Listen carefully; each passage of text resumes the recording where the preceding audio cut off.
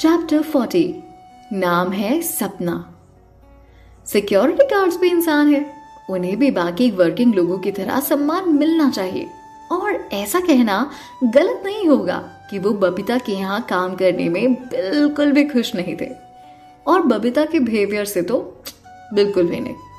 जिस तरह से बबीता उन्हें ट्रीट करती थी, शायद कभी कहीं और किसी को इस तरह से ट्रीट नहीं किया जाता होगा।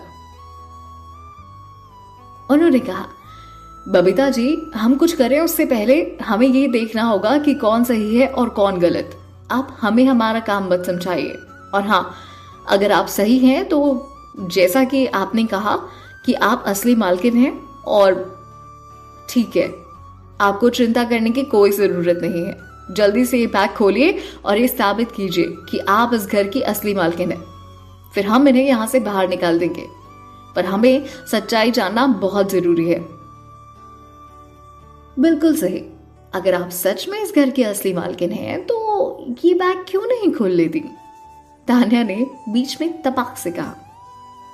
तुम? बबीता तान्या को चिल्लाकर कहती है। अगर उसे पता होता कि सिक्योरिटी गार्ड्स किसी काम के नहीं हैं तो वो उन्हें बुलाती ही नहीं।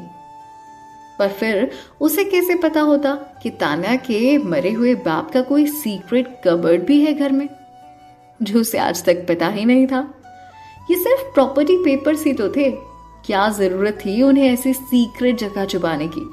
ये हमारे देश का कोई इंपॉर्टेंट सीक्रेट थोड़ी था, है? बबीता बहुत गुस्से में थी, पर वो जानती थी कि वो तान्या को वो बैग खोलने नहीं देगी, क्योंकि उसे पता नहीं था कि उस बैग में है क्या। और अगर उस बैग में प्रॉपर्टी के पेपर्स होते तो उसके लिए बहुत मुश्किल हो जाती अपनी बात के लिए लड़ना और लोगों को समझाना। और कहीं अगर प्रॉपर्टी पेपर्स में घर तान्या के नाम निकलता तो मानो आज तान्या का बबीता को घर से निकालना पक्का था।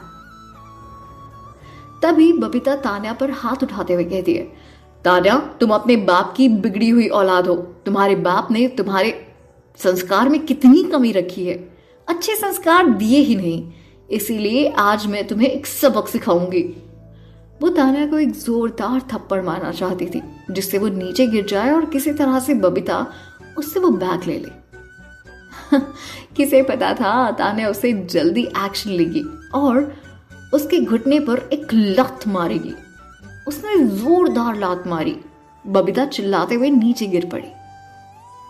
तान्या का किक थोड़ा कमजोर था, पर फिर भी इससे बबीता का घुटना ऑलमोस्ट टूट गया था।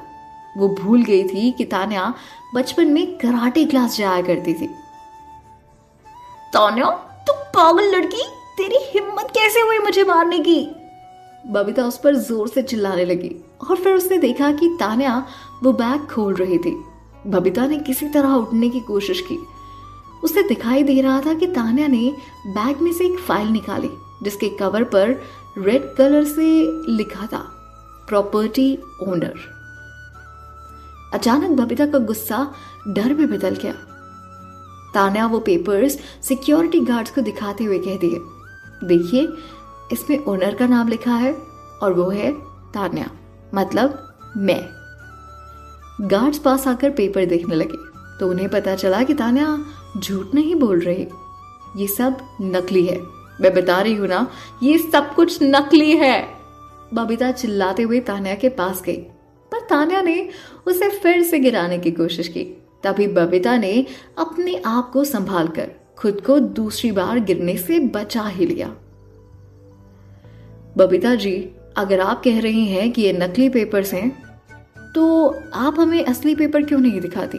हम किसी पुलिस के चेक करवा लेंगे, और कौन से असली हैं कौन से नकली ये पता भी चल जाएगा। तो आप भी दिखा दीजिए असली पेपर। मैं तुम्हारी चाल में नहीं फंसने वाली। मैं तुम्हें असली पेपर नहीं दिखाऊंगी। बबीता अपने दांत पीसते हुए बोल रही थी। उसे लग रहा था कि जब तक वो पेपर्स को असली मानने से मना करती रहेगी, तब तक तान्या उसका कुछ नहीं बिगाड़ सकती।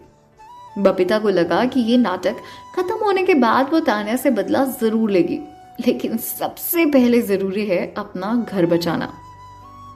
वहीं तान्या सोच रही थी कि अब वो जल्द ही सब कुछ खत्म कर देगी वो सिर्फ ये तमाशा करने बबीता के पास आज नहीं आई थी। उसके पास एक मोटो था, वो घर लेना जो उसका था।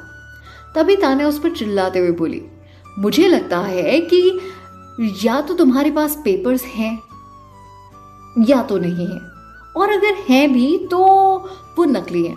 अगर तुम अब भी पेपर्स नहीं दिखाओगी तो मैं इन सिक्योरिटी गार्ड्स को बोलकर तुम्हें इस घर से बाहर फेंकवा दूंगी। पेपर्स दिखाओ बबीता। तभी ये बात सुनकर सिक्योरिटी गार्ड्स बबीता को देखने लगे।